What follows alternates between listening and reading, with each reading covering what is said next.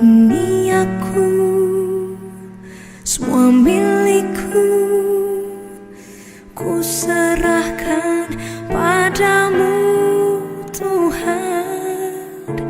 Penyesalan dan kebanggaan, suka dan duka, semua ku serahkan. Yang telah lalu, yang kan datang, hasrat dan harapan yang terbayang, masa depan dan rencanaku, semua ku serahkan dalam tanganmu.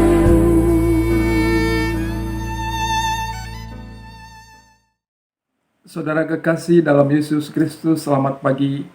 Sebelum kita masuk ke dalam renungan pagi, marilah terlebih dahulu kita berdoa.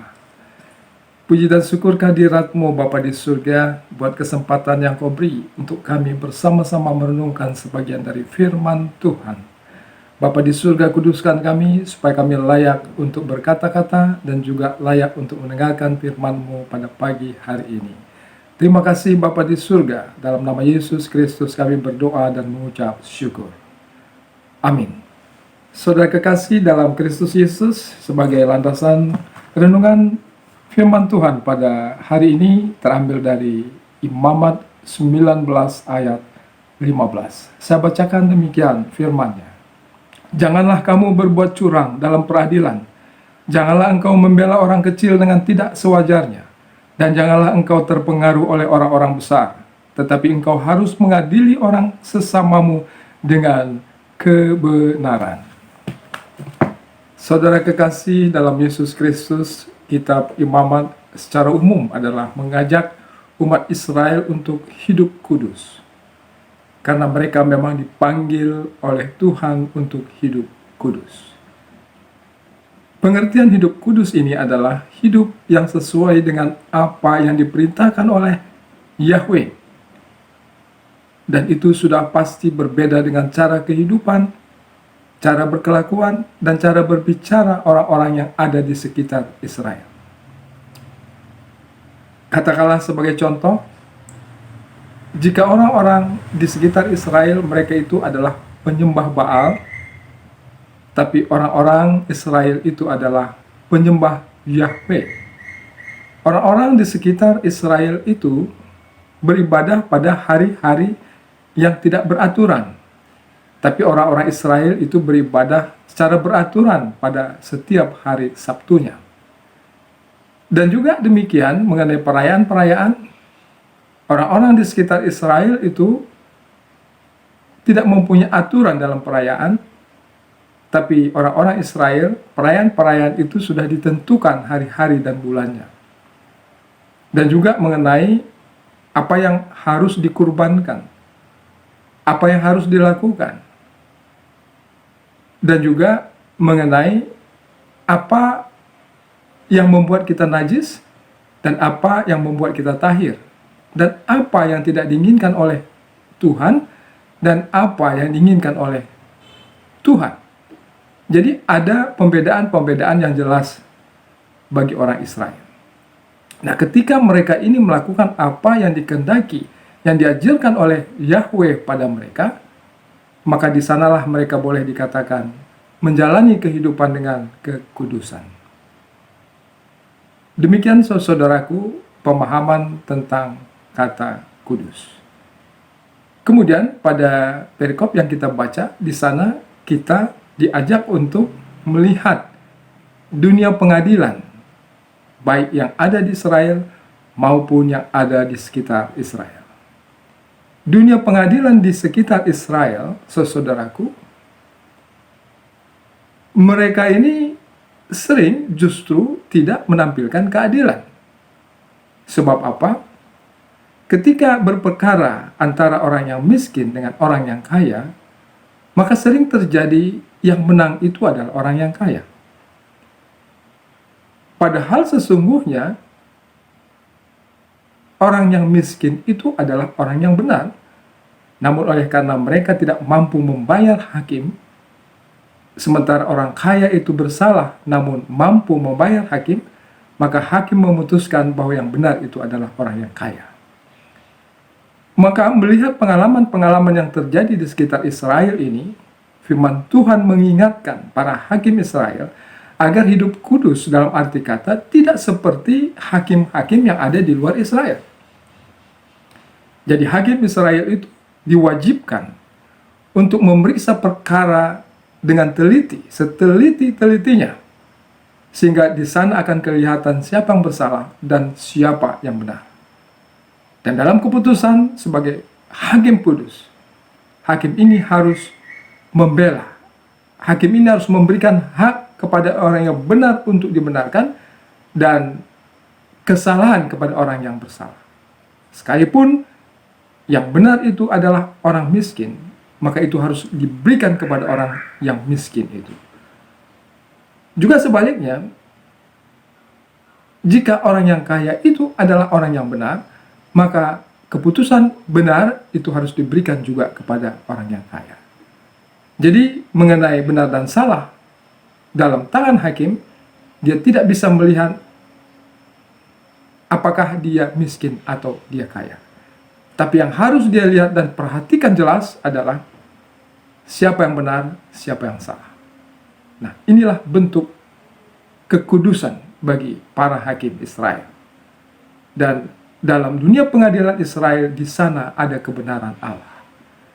Karena kebenaran yang diperlihatkan oleh hakim itu sungguhnya adalah kebenaran Allah, yang tidak pernah menyalahkan orang yang benar dan juga tidak pernah membenarkan orang yang salah. Saudaraku dalam kasih Kristus Yesus, kekudusan itu bukan hanya terlihat di dalam dunia pengadilan, tapi di bidang sosial juga, saudaraku.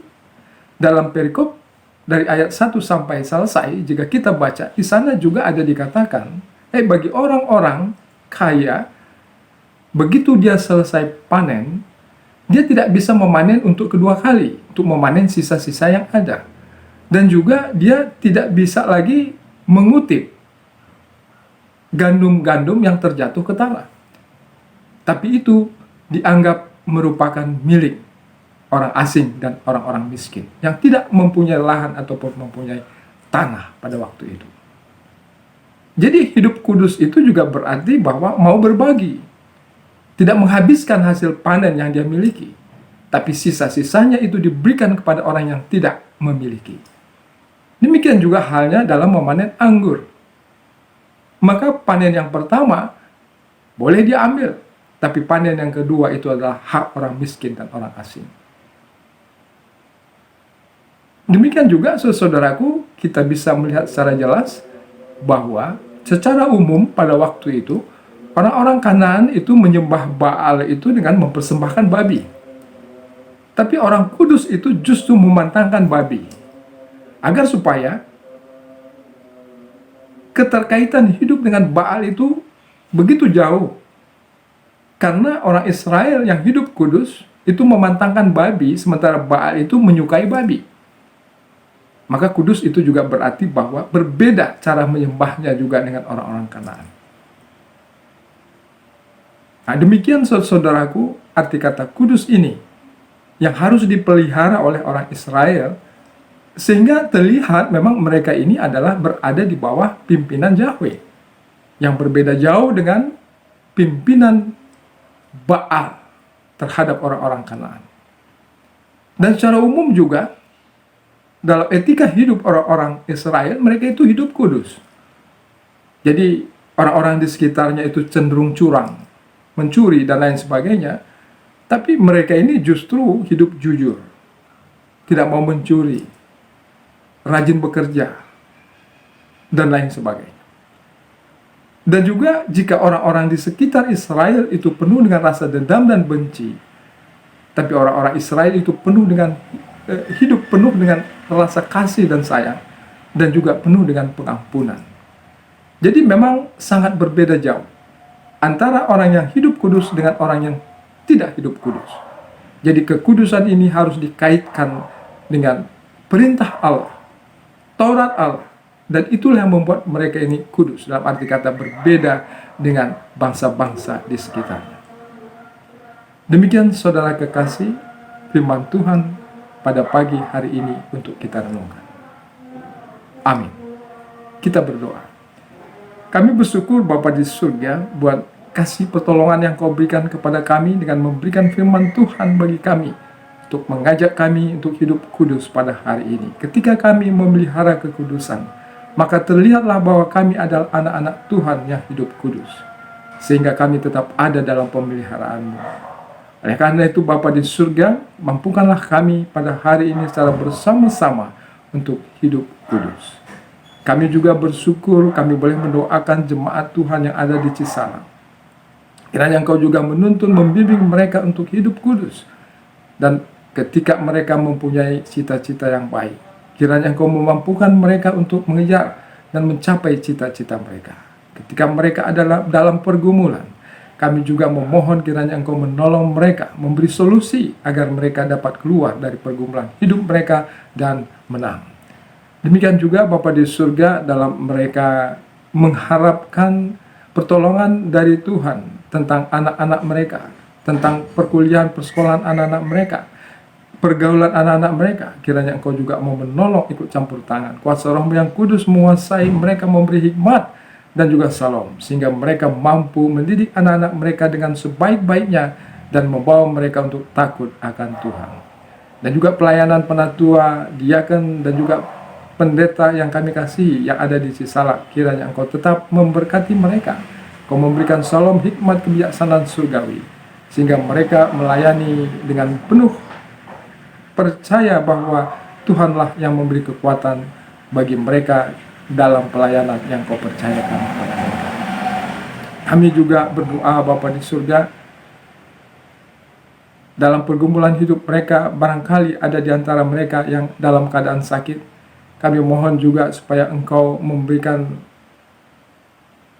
berkat-Mu untuk mereka, berkati semua makanan, minuman, dan juga obat-obatan yang mereka konsumsi, sehingga mereka segera boleh pulih dari penyakit yang mereka derita.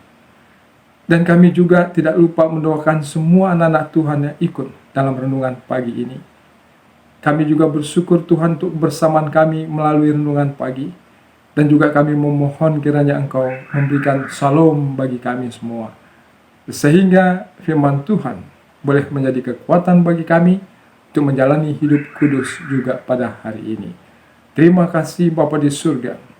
Kami berdoa seperti yang diajarkan Tuhan Yesus Kristus dalam doa Bapa kami yang di surga, dikuduskanlah nama-Mu, datanglah kerajaan-Mu, jadilah kehendak-Mu di bumi seperti di surga. Berikanlah kami makanan yang secukupnya pada hari ini, dan ampuni kesalahan kami seperti kami juga mengampuni orang yang bersalah kepada kami. Jangan membawa kami ke dalam pencobaan, tapi lepaskan kami daripada yang jahat, karena Engkau yang punya kerajaan, kuasa dan kemuliaan sampai selama-lamanya. Amin.